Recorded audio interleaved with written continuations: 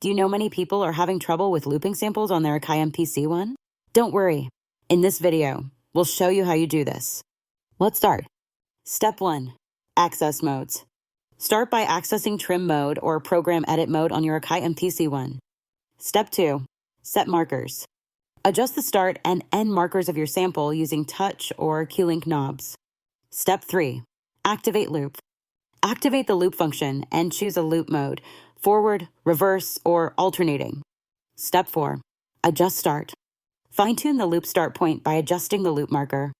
Step 5. Enable lock. Enable loop lock if you want the loop to start precisely at the sample's beginning.